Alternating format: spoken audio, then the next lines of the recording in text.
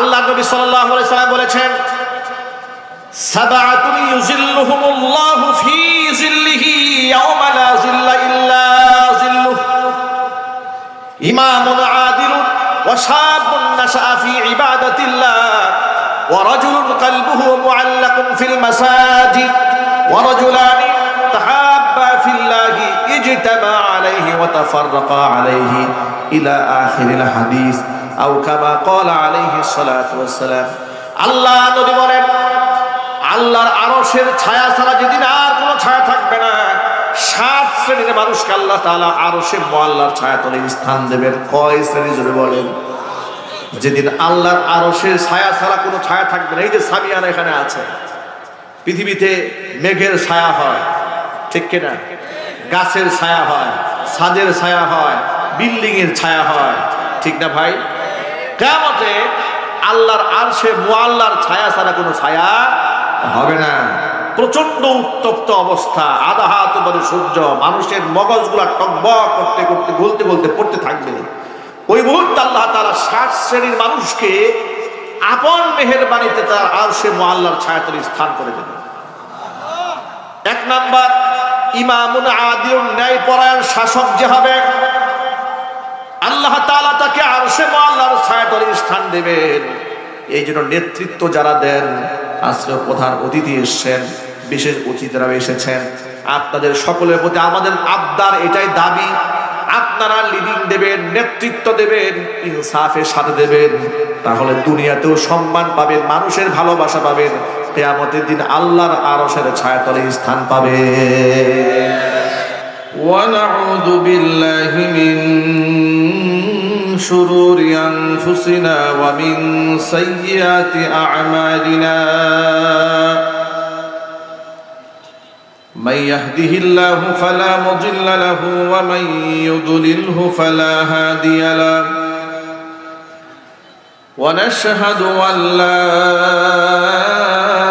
إله إلا الله وحده لا شريك له، ونشهد أن سيدنا ونبينا وحبيبنا وشفيعنا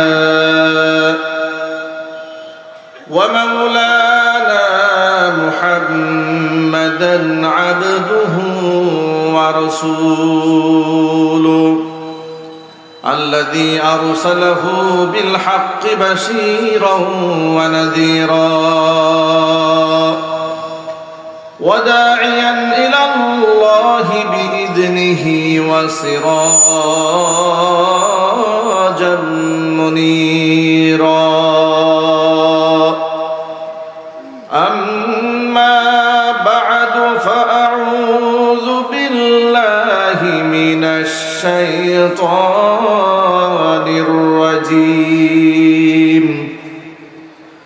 بسم الله الرحمن الرحيم. إن الله وملائكته يصلون على النبي يا أيها الذين آمنوا صلوا عليه وسلموا تسليما. اللهم صل على محمد وعلى آل محمد كما صليت على إبراهيم وعلى آل إبراهيم إنك حميد مجيد. اللهم بارك على محمد وعلى آل محمد كما باركت على إبراهيم وعلى آل إبراهيم إنك حميد مجيد. মোহাব্বতের জবান ছেড়ে দিয়ে সকলে মিলে কিছুক্ষণ জিকির করুন, লা ইলাহা ইল্লাল্লাহ।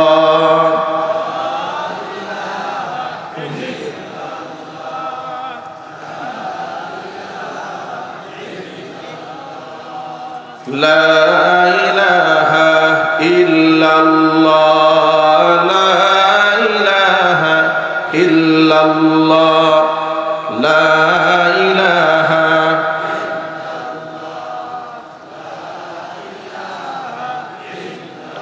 সাইড বক্স আওয়াজ মনিটর।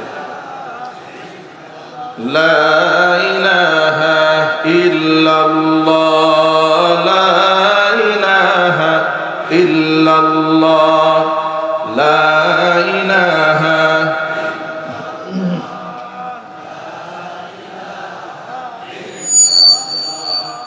লা ইলাহা ইল্লাল্লাহ, লা ইলাহা ইল্লাল্লাহ, লা ইলাহা ইল্লাল্লাহ, মুহাম্মাদুর রাসূলুল্লাহ সাল্লাল্লাহু আলাইহি ওয়াসাল্লাম। ঈমানের পথে অবিচল থেকে আমার মরণ যেন হয়। ঈমানের পথে অবিচল থেকে আমার মরণ যেন হয়। তোমারই কাছে মিনতি আমার, তোমারই কাছে মিনতি আমার, মহামহিম দয়াময়। ঈমানের পথে অবিচল থেকে আমার মরণ যেন হয়। ঈমানের পথে অবিচল থেকে আমার মরণ যেন হয়।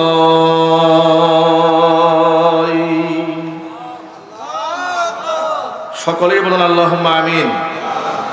ঐতিহ্যবাহী শেরপুর জেলার অন্তর্গত ঝিনাইগাতি স্টেডিয়াম মাঠে জামিয়া ইসলামিয়া মদিনাতুল উলুম মাদ্রাসা ইতিমখানা কর্তৃক আয়োজিত বার্ষিক বড় সভা। আজকের এই প্রোগ্রামের সম্মানিত সভাপতি জনাব মোহাম্মদ আমিনুল ইসলাম বাদশাহ, সভাপতি জামিয়া ইসলামিয়া মদিনাতুল উলুম মাদ্রাসা, মোহতারাম সভাপতির নেক হায়াত আল্লাহ তাআলা দারাজ করুন। প্রধান অতিথি জনাব মোহাম্মদ মাহমুদুল হক রুবেল, সাবেক সংসদ সদস্য, শেরপুর ৩ শ্রীবর্দী ঝিনাইগাতি। মোহতারাম প্রধান অতিথির নেক হায়াত আল্লাহ তাআলা দারাজ করুন।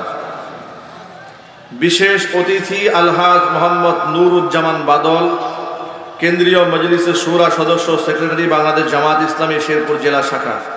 মোহতারাম বিশেষ অতিথির নেক হায়াত আল্লাহ তাআলা দারাজ করুন।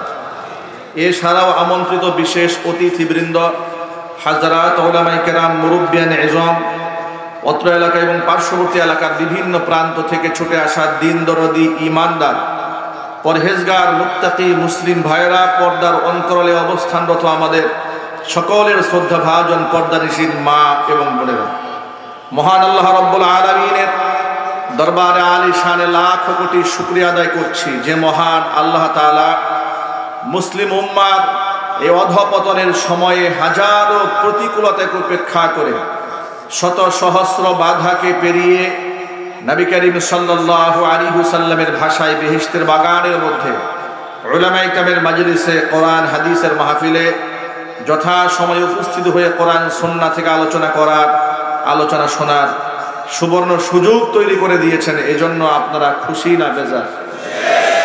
কম না বেশি? হৃদয়ের সবটুকুন ভালোবাসা উজাড় করে শ্রদ্ধা জড়িত কণ্ঠে মহান মনিবের শেখানো ভাষায় শুকরিয়া জ্ঞাপন করছি। জবান ছেড়ে দিয়ে সকলে একযোগে বলছি আলহামদুলিল্লাহ। রব্বানা লাকাল হামদ হামদান কাসীরা طيبا مباركا فيه يا ربي لك الحمد كما ينبغي لجلال وجهك وعظيم سلطانك আল্লাহ রাব্বুল আলামিন আজকের মাহফিলকে কবুল করুন। জামিয়া ইসলামিয়া মদিনাতুল উলুম মাদ্রাসা ইতিমখানাকে আল্লাহ তাআলা কিয়ামত পর্যন্ত কবুল করুন। মাদ্রাসার সকল হাজাত আল্লাহ তাআলা তার গায়বে খাজানা থেকে মিটিয়ে দিন। অক্লান্ত পরিশ্রম করে এই জান্নাতের বাগান যারা সাজিয়েছেন, দূরদরাজ থেকে শোনার জন্য যারা এসেছেন, আজকের মাহফিলের ওসিলা করে আল্লাহ তাআলা সকলকে পরিপূর্ণ হেদায়েত নসিব করুন। অত্র এলাকার সমস্ত মুর্দেগানের কবরে আযাব আল্লাহ তাআলা কিয়ামত পর্যন্ত বন্ধ করে দিন। কাল হাসরের কঠিন ময়দানে আজকের এই আয়োজন আল্লাহ তাআলা আমাদের সকলের নাজাতের জারিয়া হিসেবে কবুল করুন। প্রিয় বন্ধুগণ, এক বাক্যে জবাব দিয়ে বলুন তো, হেদায়েত দেওয়ার মালিক কে? পৃথিবীর কোন আলেমের হাতে হেদায়েতের মালিকানা আছে? কোন পীরের হাতে? কোন দরবেশের হাতে? পীর, ওলি, আউলিয়া, দরবেশ তো দূরের কথা, পৃথিবীর কোন নবী রাসূলকেও আল্লাহ তাআলা হেদায়েতের মালিকানা দেননি। হেদায়েতের মালিকানা যদি নবী রাসূলদেরকে দিতেন, তাহলে নবী রাসূলদের আস্থাভাজন, প্রিয়ভাজন যারা ছিলেন, তারা কেউ কুফরি হালাতে দুনিয়া থেকে বিদায় নিতেন না। ঠিক কিনা? এই পৃথিবীতে আদমে সানি বলা হয় নবী নূহ আলাইহিস সালাতু ওয়াস সালামকে। ৯৫০ বছর পর্যন্ত হায়াত পেয়েছিলেন। ৯৫০ বছরের এই বিরাট জার্নিতে মাত্র ৮০ থেকে ৮২ জন মানুষ কালিমা পড়েছে। নিজের সন্তান কেনান তার আদর্শ ত্যাগ করেছে, কুফফারদের সাথে সঙ্গ দিয়েছে, পানির মধ্যে চুদনি খেয়ে মরেছে আল্লাহ পাকের গজবে। হেদায়েতের মালিকানা যদি নবীর হাতে থাকতো, নিশ্চয় তার সন্তান কেনানকে হেদায়েত শূন্য হয়ে আল্লাহর গজবে নিপীড়িত হয়ে দুনিয়া থেকে বিদায় হওয়ার প্রয়োজন হতো না। ঠিক কিনা বলেন? হেদায়েতের মালিকানা যদি জাতির পিতা ইব্রাহিম আলাইহিস সালাতু ওয়াস সালামের হাতে থাকতো, কলিজার টুকরা পিতা আযরকে মুশরিক অবস্থায় দুনিয়া থেকে লাঞ্ছিত, অপমানিত হয়ে বিদায় হতে হতো না। কিয়ামতের ময়দানে নবী ইব্রাহিম আলাইহিস সালাতু ওয়াস সালামের সাথে পিতা আযরের সাক্ষাৎ হবে। হাদিস শরীফে এসেছে, ইয়ালকা ইব্রাহিমু আবাহু আযর ইয়াউমাল কিয়ামা ওয়া আলা ওয়াজহি আযরা কাতারাতুন ওয়া গাবারাতুন। আযরের সাথে কিয়ামতের ময়দানে নবী ইব্রাহিম আলাইহিস সালাতু ওয়াস সালামের সাক্ষাৎ হবে। আযরের চেহারা থাকবে ধুলো মলিন, বিষণ্ণ চেহারা, মলিন চেহারা। এই অবস্থা দেখে জাতির পিতা ইব্রাহিম আলাইহিস সালাতু ওয়াস সালাম পিতাকে আফসোস করে ধিক্কারের সহিত বলবেন, আলাম আকুল লাকা লা তাসিনি। ও আব্বাজান, আমি কি দুনিয়াতে আপনাকে বলি নাই আপনি আমার কথার বাহিরে চলবেন না? আমি যে হেদায়েতের কথা বলতাম আপনি আমাকে গ্রহণ করেননি, সেদিন প্রত্যাখ্যান করেছিলেন। নিষেধ করার পরও আপনি শুনেননি। পিতা আযর সেদিন চরম মুসিবত দেখে ইব্রাহিম আলাইহিস সালাতু ওয়াস সালামকে দেখে বলবেন, ফাল ইয়াউমা লা আসি। ও ইব্রাহিম, আজকের পর থেকে আমি আর তোমার কথার বাহিরে চলবো না। ভাইরা আমার, এক বাক্যে জবাব দিয়ে বলুন, ওই সময় আর কোনো অন্যায় করবে না।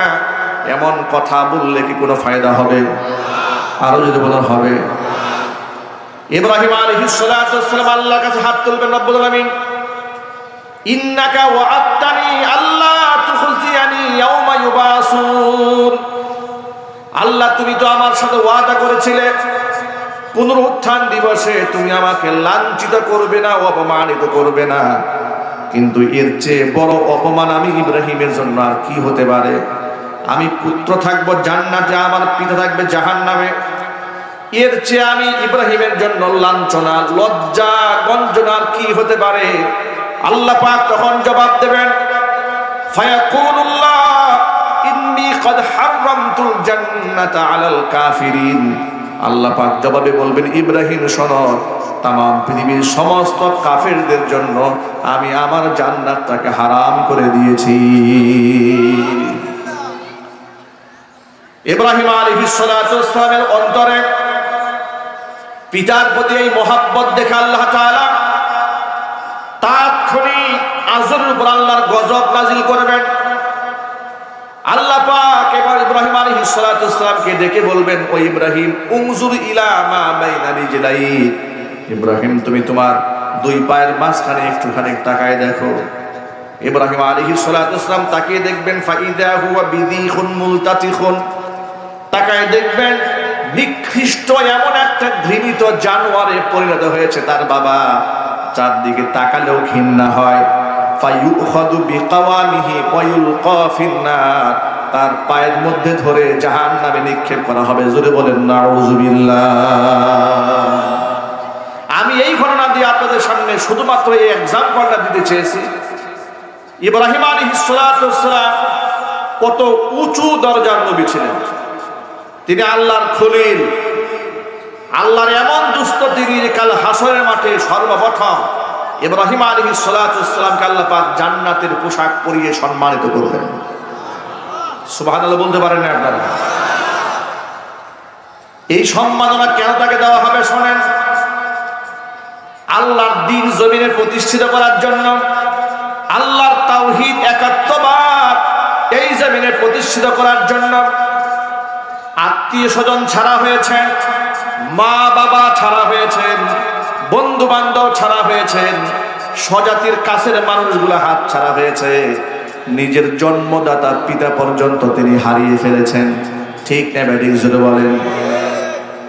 পিতাকে ডেকে বলেছিলেন, ইয ক্বালা লিকাওমিহি মা হাযিহি তামাসিলুল্লাতী আনতুম লাহা আকিফুন।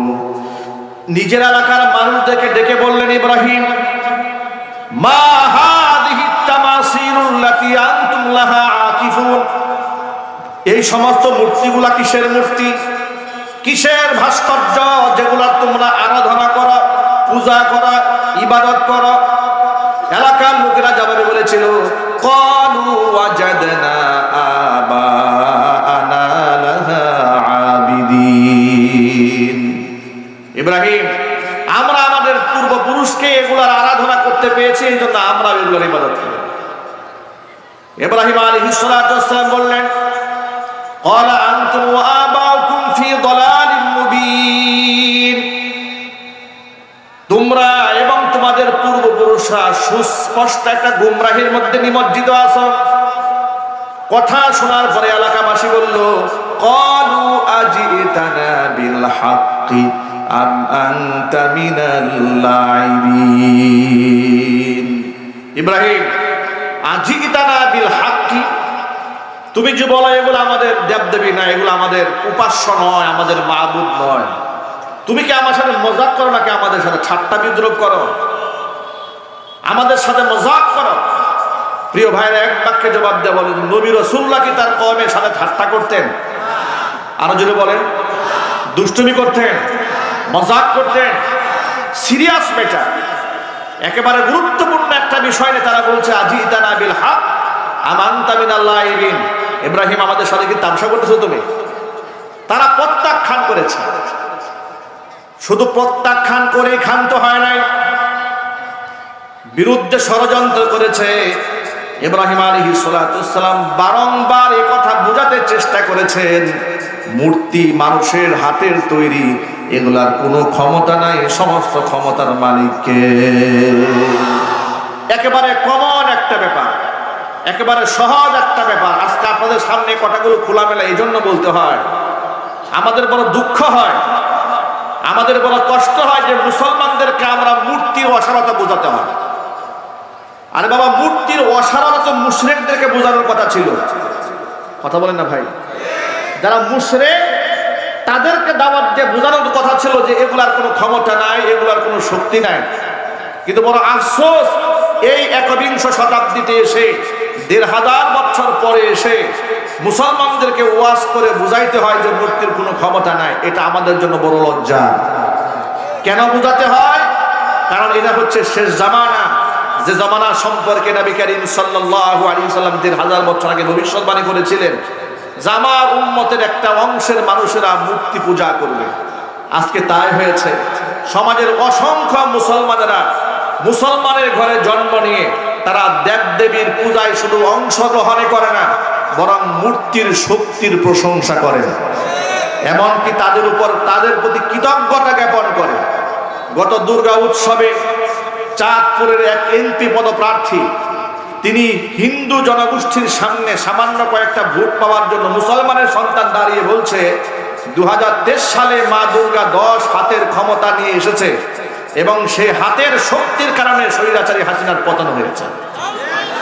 এটা মুসলমানের সন্তান এই কথা জনসম্মুখে বলেছে মিডিয়ার সামনে। নাউজুবিল্লাহ বলবেন না? একটু জোর আওয়াজে বলতে হবে নাউজুবিল্লাহ বলবেন না? এগুলা মুসলমানদের মুখ থেকে বের হচ্ছে। জাতি কি মেসেজ পাচ্ছে? বড় আফসোস লাগে আমাদের জন্য। কিয়ামতের আগে এই সমাজের নেতৃত্ব চলে যাবে মূর্খদের হাতে। রুয়াসাহুম জুহালুহুম, এটার বাস্তব নমুনা আমরা দেখতে পাচ্ছি। কোরআন সুন্নাহর জ্ঞান নাই, মুখে যা আসে তাই বলে, তারাই সমাজের নেতা হওয়ার জন্য পাগল করা হয়ে যাচ্ছে। ঠিক না ঠিক? ওই ঢাকাতে এক এমপি পদপ্রার্থী মহিলা, সেই মহিলা বলেছে, গণসংযোগ চালাতে গিয়ে মহিলা বলে ফেললো যে পুরুষরা যে 4 বিয়ে করতে পারে এই অধিকার তো আমরা দেই নাই কাউকে। এই পুরুষরা 4 বিয়ের অধিকার কোথায় পেয়েছে? কোথায় পেল এই অধিকার? আমি আমার সকল ভাইদের দৃষ্টি আকর্ষণ করছি, আপনারা মুসলমানের সন্তানের মতো গর্জে উঠে জবাব দেবেন, পুরুষকে 4 বিয়ের অধিকার কে দিয়েছে? আল্লাহর নাম বলতে কারো কোনো আপত্তি নাই তো? কোনো কষ্ট নাই তো? একটু জোর আওয়াজে বলতে হবে, 4 বিয়ের অধিকারটা কে দিয়েছেন? ইসলামী শরিয়াত এটা ফরজ করে নাই, পুরুষকে বাধ্যও করে নাই, এমনকি 4 বিয়ে করতে উৎসাহিতও করে নাই। বরং প্রয়োজনে যে পুরুষ ইনসাফ করতে পারবে তার যদি প্রয়োজন হয় শর্ত সাপেক্ষে জায়েজ করা হয়েছে। এই জায়েজটা আমরা করিনি। কোরআন বলেছে সূরাতুন নিসা, ফানকিহু মা তাবা লাকুম মিনান নিসাই মাসনা ওয়া সুলাসা ওয়া রুবা ওয়া ইন খিফতুম আল্লা তা'দিলু ফাওয়াহিদাতান। বিবাহ করো তোমরা দুইটা, তিনটা, চারটা বিবাহ করো, তবে মনে রেখো ইন খিফতুম আল্লা তা'দিলু, এই স্ত্রীদের মধ্যে ভরণ পোষণে কিংবা আচরণে ভারসাম্য করতে পারবে না, ইতিদাল, তুমি ইনসাফ করতে পারবে না। এরকম যদি শঙ্কা তোমার মধ্যে হয় যে আমার দ্বারা জুলুম হয়ে যাবে, এক পক্ষকে আমি বেশি সাপোর্ট দেব আরেক পক্ষকে কম সাপোর্ট দেব, এরকম যদি মনে হয় ফাওয়াহিদাতান, তাহলে তোমার ভাগ্যে 4 বিয়ে, 2 বিয়ে তো 4 বিয়ে তো দূরের কথা, তুমি 2টা করতে পারবে না। তোমার জন্য কয়টা? যদি বলেন না ভাই, তাহলে আল্লাহ তাআলা শর্ত সাপেক্ষে পুরুষের জন্য 4 বিয়ের অধিকার দিয়েছেন। এই আইন তো আল্লাহ, বিধান তো আল্লাহ। এই মহিলা বলছে, এই ভদ্র মহিলা, তাকে ভদ্র বলবো না অভদ্র বলবো আমার বুঝে আসে না। নির্বাচনের মাত্র নমিনেশন পেয়েছে, ক্ষমতায় এখনো যায় নাই, যাওয়ার আগেই বলা শুরু করেছে অধিকার কে দিয়েছে। আমরা এমন সমাজ ব্যবস্থা চাই না, নাউজুবিল্লাহি মিন যালিক। এমন সমাজ ব্যবস্থা চায় না মানে আল্লাহর যে বিধান সমাজে চালু আছে ওই সমাজ সে চায় না। তাহলে এই ভদ্র মহিলাকে আমার জিজ্ঞেস করতে মনে চায়, তাহলে আপনি কোন সমাজ চান? আপনি কি তসলিমা নাসরিনের পেতাত্তা? আমার তো মনে হয় এই মহিলা তসলিমা নাসরিনের দিন থেকে ফুটফুটা বাচ্চা চিৎকার দিয়ে বলতে হবে, ঠিক কিনা বলে? ইসলাম বিরোধী বক্তব্য যাদের মুখ থেকে বের হবে তারা এমপি তো দূরের কথা, এলাকার চৌকিদারও হতে পারবে না। মুসলমানদের দেশে মুসলমান গর্জে উঠতে হবে, কথা বলতে হবে, ঠিক কিনা বলে? প্রিয় মুসলমান ভাইরা আমার, মূর্খ মানুষগুলো সমাজ ছেড়ে যাচ্ছে।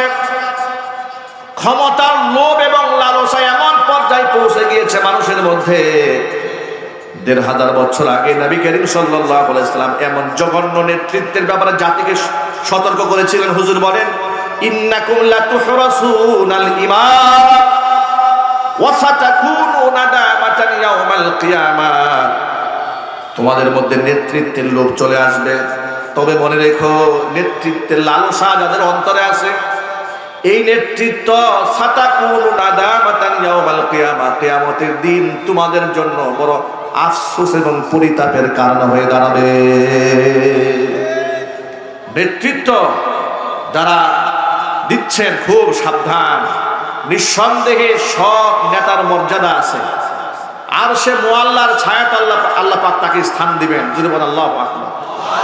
যে নেতা সৎ হয়, ইনসাফগার হয়, আমানতদার হয়, ইমানদার হয়, তাকওয়াবান হয়, পরহেজগার হয়। সৎ নেতৃত্বের প্রসঙ্গক্রমে ছোট্ট একটা এক্সাম্পল দিয়ে দেই, কারণ সামনে নির্বাচন আসতেছে। নেতৃত্ব তো খুঁজে নিতে হবে এই সমাজের ভিতর থেকে। কথা ঠিক নেবে ঠিক? সৎ এবং যোগ্য নেতৃত্ব এই সমাজে আসুক, এটা আপনারা চান? মন থেকে চান? কারা কারা চান হাত দেখি তো। সৎ এবং যোগ্য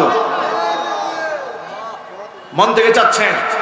সৎ এবং যোগ্য নেতৃত্ব আমরা চাই। আল্লাহ যেন কবুল করেন। একটু জোরে বলেন আমিন।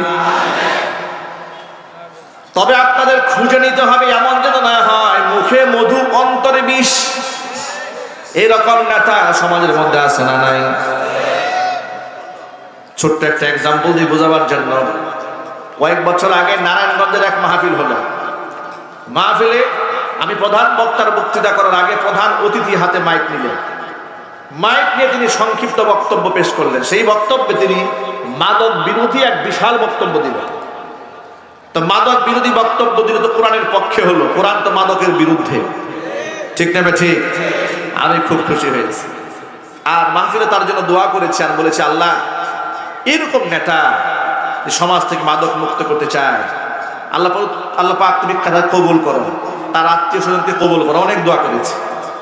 দোয়া করে মাহফিল শেষ করে স্টেজ থেকে যখন নেমে যাচ্ছে, মাহফিলের কর্তৃপক্ষ একজন আমাকে স্টেজের কর্নারে কানের কাছে মুখে না আমাকে বলছে, হুজুর যার জন্য এত দোয়া করলেন তারা চিনেন নাকি? আমি বললাম না, তারা চিনি না।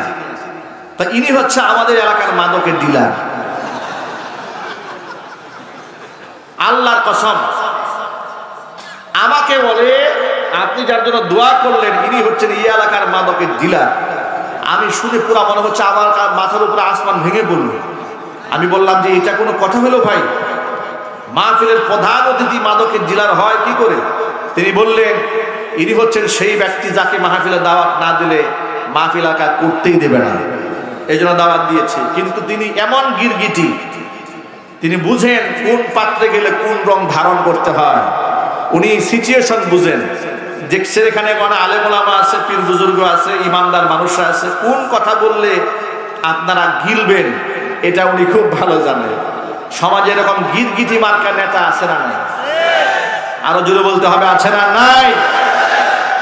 আমি ছোট্ট এক্সাম্পল দিয়ে মনে রাখবেন, সারা বছর মসজিদ মাদ্রাসার পক্ষে থাকে না, আলেমদের পক্ষে থাকে না, সুযোগ পেলে আলেমদেরকে মৌলবাদী বলে গালি দেয়। একটু জোরে বলতে হবে।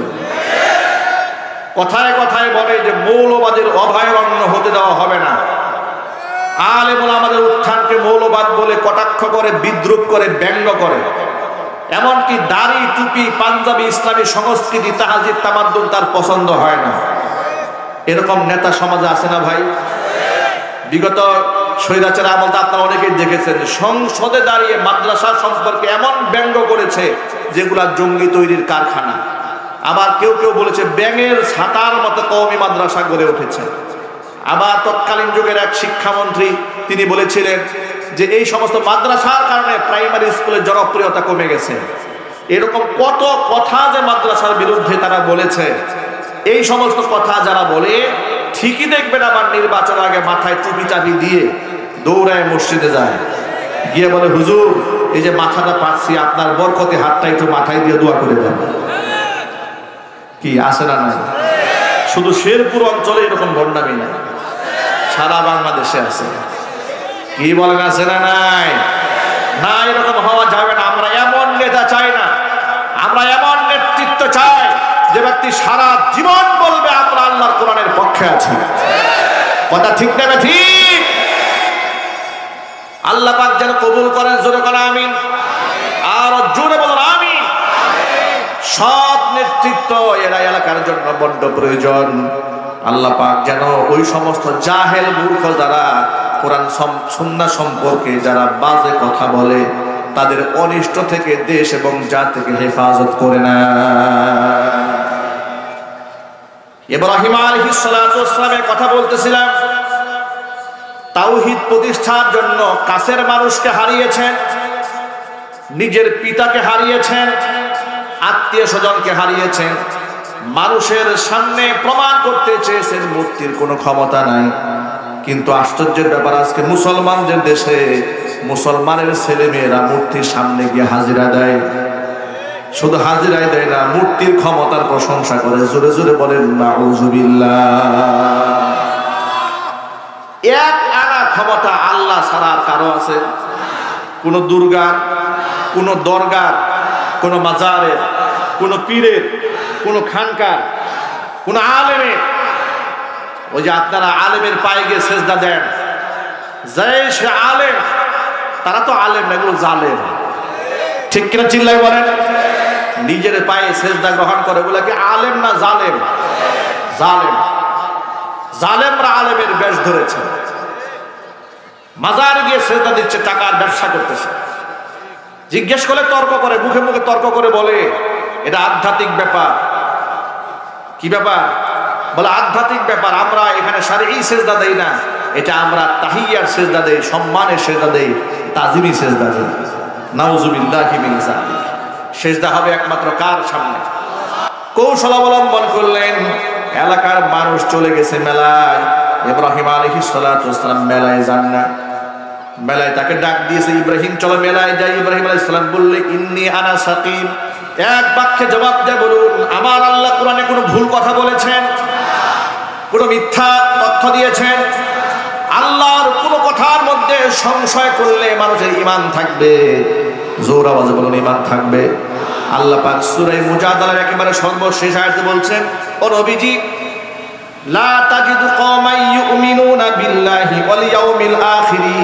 ঈমান আনে আমি আল্লাহর উপরে, ঈমান আনে পরকালের উপরে, এমন কোন কওমকে আপনি পাবেন না ইউয়াদুনা মান হাদাল্লাহ ওয়া রাসূলা, যে তারা আমি আল্লাহর দুশমনদের সাথে, আমার রাসূলের দুশমনদের সাথে সখ্যতা রাখে, মোহাব্বত রাখে, ভালোবাসা রাখে। ঈমানদার কখনো এমন হবে না। আল্লাহর দুশমন, রাসূলের দুশমনের সাথে আমাদের কোনো খাতির থাকতে পারে? আওয়াজ যারা দেন না, এই যে মনে হয় একটু একটু দিলে দিলে মোহাব্বত আছে, একটু জোর আওয়াজে বলুন মোহাব্বত থাকতে পারে? এই মূলনীতি মাথায় রেখে সামনে চলুন। এবার এই যে গতকালকে সরওয়ার্দী উদ্যানে সর্বকালের বাংলাদেশের সর্ববৃহৎ জনসমাবেশ হয়ে গেল খতমে নবুয়ত আন্দোলনের ব্যানারে। আন্তর্জাতিক যে সেমিনারটা হয়েছে, বাংলাদেশের কুখ্যাত কাদিয়ানি সম্প্রদায়কে রাষ্ট্রীয়ভাবে কাফের ঘোষণা করার দাবিতে। ঠিক না ব্যাঠিক জোরে বলেন? গ্রামের মানুষেরা অনেকেই বুঝে না, হুজুর কাদিয়ানি আবার কারা, এদেরকে আবার কাফের ঘোষণা করার দরকারটা কি? সমাজের মধ্যে হিন্দু আছে, বৌদ্ধ আছে, খ্রিস্টান আছে, কাউকে তো রাষ্ট্রীয়ভাবে কাফের বলতে হয় না, তো কাদিয়ানিদেরকে কেন বলতে হয়? এখানে কারণটা কি?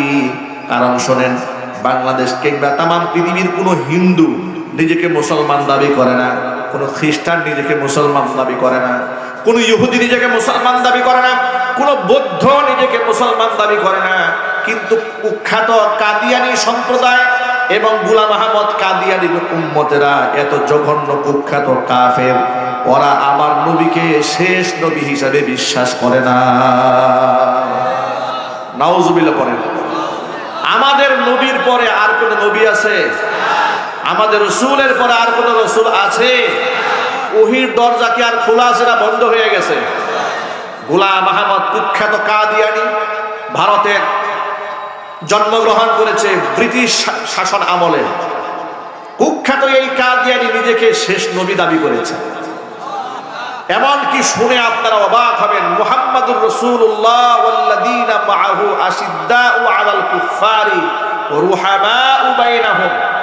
সূরা ফাতহের এই সর্বশেষ আয়াত সম্পর্কে সে বলেছে যে এই আয়াতটা নাউজুবিল্লাহ গোলাম আহমদ কাদিয়ানির উপর নাযিল হয়েছে। এই রকম কথা যারা বলে, এমন বিশ্বাস যারা করে, এরা কি মুসলমান থাকে?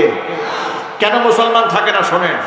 কারণ কোরআন শরীফের সূরা আহজাবের 40 নম্বর আয়াতে আল্লাহ স্পষ্ট বলে দিয়েছে, মা কানা মুহাম্মাদুন আবা আহাদিন মির রিজালিকুম ওয়ালাকির রাসূলুল্লাহি ওয়া খাতামান নাবিয়্যিন।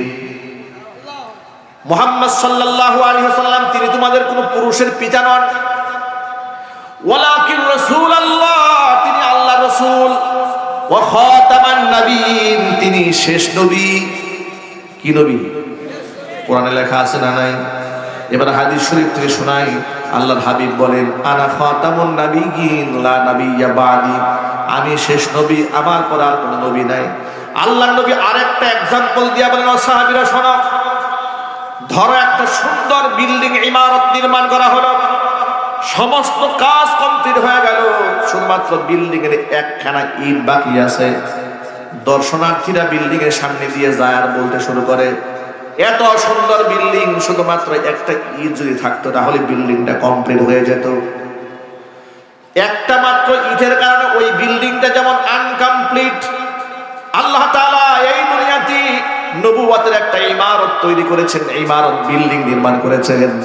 বিল্ডিং এর সমস্ত কাজ কমপ্লিট হয়ে গিয়েছিল, শুধুমাত্র কেবলমাত্র একখানা ইট বাকি ছিল। ওই বাকি এক ইট আমি মুহাম্মদ রাসূলুল্লাহ, আমার মাধ্যমে নবুয়তের দরজা বন্ধ হয়ে গেছে। হুজুর বলেন, লাউ কানা মিন বাদি নাবিয়্যুন লাকানা উমর নাবিয়্যা, আমার পরে যদি কেউ নবী হতো নিঃসন্দেহে হযরত উমর নবী হয়ে যেতেন। চিৎকার দিয়ে বলেন আল্লাহু আকবার। অসংখ্য হাদিস দ্বারা প্রমাণ হয় আল্লাহর নবী শেষ নবী, কোরআনের আয়াত দ্বারা প্রমাণ হয় নবীজি শেষ নবী। কোরআন মাজিদের মধ্যে আল্লাহ পাক বলেছেন, ও নবীজি আপনি বলে দিন, ইয়া আইয়ুহান নাস ইন্নী রাসূলুল্লাহি ইলাইকুম জামিআ, আপনি মানুষদেরকে বলে দেন, হে মানব মণ্ডলী, আমি তোমাদের সকলের জন্য আল্লাহর পক্ষ থেকে রাসূল হয়ে এসেছি, সকলের জন্য রাসূল। আবার আয়াতটা প্রমাণ করে লক্ষ্য করেন, আল্লাহ পাক বলছেন, ওয়া মা আরসালনাকা ইল্লা রাহমাতাল লিল আলামিন। আল্লাহ হচ্ছেন রব্বুল আলামিন, আল্লাহর নবী হচ্ছেন রাহমাতুল লিল আলামিন। तमाम পৃথিবীতে কোন নবীকে আল্লাহ পাক গোটা জগতের জন্য পাঠান নাই, কেবলমাত্র শুধুমাত্র একজন নবীকে পাঠিয়েছেন, তিনি আর কেউ নয়, আমাদের কলিজার টুকরা নবী, বিশ্ব নবী মুহাম্মদ রাসূলুল্লাহ সাল্লাল্লাহু আলাইহি ওয়াসাল্লাম। জোরে বলুন ঠিক কিনা? তাহলে কেউ যদি মুহাম্মদ সাল্লাল্লাহু আলাইহি ওয়াসাল্লামের পরে আরো কোন নবীর দাবি করে, তাহলে সে আয়াত অস্বীকারী, হাদিস অস্বীকারী, সাহাবায়ে কেরামের ইজমা অস্বীকারী, এমনকি মুতাকাদ্দিমিন, মুতাআখিরিন, সালফে সালিহিন, মুহাদ্দিসিন, মুফাসসিরিন, সমস্ত উলামায়ে মুতাকাদ্দিমিন এবং মুতাআখিরিন সকলের ইজমা এই ব্যাপারে, আমাদের নবীর পরে আর কোনো নবী নাই। অথচ এই গোলাম আহমদ কাদিয়ানী নিজেকে নবী দাবি করেছে, আর কাদিয়ানীর অনুসারী অসংখ্য উম্মতেরা গোটা বিশ্বময় ছড়িয়ে পড়েছে। এগুলো ইহুদি এবং খ্রিস্টানদের টাকা খেয়ে খেয়ে ওরা গোটা দুনিয়ার মধ্যে বিভ্রান্তি তৈরি করছে। আমাদের দেশেও কাদিয়ানীদের বিরাট প্রজেক্ট আছে, এই যে আরএফএল কোম্পানি, প্রাণ কোম্পানি, এগুলো কি বাংলাদেশে আছে না? ঘরে ঘরে মুসলমানদের ঘরে ঘরে এই সমস্ত বেদিন ইসলামের দুশ্মনদের পণ্য ঢুকে গেছে। এদেরকে দুর্বল করার জন্য বাংলাদেশের সর্বশ্রেষ্ঠ আলেমের মধ্যে অন্যতম মুফতি আব্দুল মালিক হাফিজাহুল্লাহ সরওয়ার্দী উদ্যানে বলেছেন খতবে নবুয়ত সম্মেলনে যে কাদিয়ানীদের সমস্ত প্রোডাক্ট বর্জন করা জরুরি, এটা অবশ্যই বর্জন করতে হবে, এদেরকে ছেড়ে দিতে হবে। কারণ আমরা এদের পণ্যগুলা কিনে কিনে এদেরকে অর্থনৈতিকভাবে স্বাবলম্ব করছি, আর ওরা এই কুফরি মতাদর্শ বিশ্বময় পরিমণ্ডলে ছড়িয়ে দিচ্ছে। ঘৃণার সাথে বলে নাউযু বিল্লাহি মিন যালিক। এই কাদিয়ানী, কুখ্যাত কাদিয়ানীদের সাথে আমাদের কোনো সম্পর্ক থাকবে না। কথা বলতে হবে ঠিক কিনা? মুসলমানরা এক বাক্যে জবাব দিয়ে বলে, কাদিয়ানীরা কি মুসলমান না কাফের? মুসলমান না কাফের? অথচ ওরা নিজেদেরকে মুসলমান দাবি করে, ওরা নিজেদেরকে মুসলমান দাবি করে। ওরা মসজিদ বানিয়ে নামাজ পড়ে আর মানুষদেরকে ধোঁকা দিয়ে বলে আহমদিয়া মুসলিম জামাত। এটা কি মুসলিম জামাত? কি বলেন আপনার? মুসলিম জামাত? এটা কাফের জামাত। ঠিক না ঠিক জোরে বলেন। আমি আগেই বলেছি আপনাদেরকে, আল্লাহ এবং রসুলের দুশ্মন যারা, তারা আমার কোনো বন্ধু হতে পারে না। এই কাদিয়ানি কি রসুলের বন্ধু না শত্রু? আরো জোরে বলেন। নবী করিম সাল্লাল্লাহু আলাইহি ওয়াসাল্লামের ইন্তেকালের পরে কুখ্যাত নবী দাবিকারী মুসাইলামাতুল কাজ্জাবের বিরুদ্ধে সাহাবায়ে কেরাম জিহাদ করেছেন। আবু বকর সিদ্দিক রাদিয়াল্লাহু তাআলা আনহুর নেতৃত্বে সাহাবায়ে কেরাম এই জিহাদে অংশগ্রহণ করে হাজারের উপরে সাহাবী শহীদ হয়েছেন মিথ্যা নবী দাবিদারকে শেষ করে দেওয়ার জন্য। সুতরাং সাহাবায়ে কেরাম আমাদের ঈমান এবং আমলের মডেল। সাহাবায়ে কেরাম নবী দাবিকারী এবং তাদের অনুসঙ্গের যারা তাদের সঙ্গ দিয়েছে, অনুসারী সাথী ছিল, তাদেরকে হত্যা করেছে। সেই দৃষ্টিকোণ থেকে কাদিয়ানীরা হত্যার যোগ্য অপরাধ করেছে। ঠিক না ঠিক? রাষ্ট্রীয়ভাবে তাদেরকে কাদিয়ানীদেরকে কাফের ঘোষণা করা হলে আপনারা চান? কারা কারা চান? এবার দু হাত তোলেন। একটু জোর জোর আওয়াজে বলতে হবে লিল্লাহি তাকবীর। চিল্লা বল লিল্লাহি তাকবীর। গোলাম আহমদ কাদিয়ানী মুসলমান না কাফের? এদের অনুসারীরা মুসলমান না কাফের? ওদেরকে যারা মুসলমান মনে করে না, ওরাও কাফের। ঠিক কিনা? হাত নামান। এই জন্য আমি আমার ভাষায় গতকালকেও বলেছি, রাষ্ট্রীয়ভাবে কাদিয়ানী কাফের ঘোষণা করার আগে কাদিয়ানীদের দালাল যেগুলো বাংলাদেশে আছে সেগুলোকে আগে কাফের ঘোষণা করতে হবে। এগুলো কাদিয়ানীর চাইতেও ভয়ঙ্কর। ভাইরা আমার, আল্লাহ রাব্বুল আলামিন ঈমানি দাবিতে আমাদের ঐক্যবদ্ধ হওয়ার তৌফিক দান করেন। সকলে একটু জোর আওয়াজে বলতে হবে আল্লাহুম্মা আমিন। আমাদের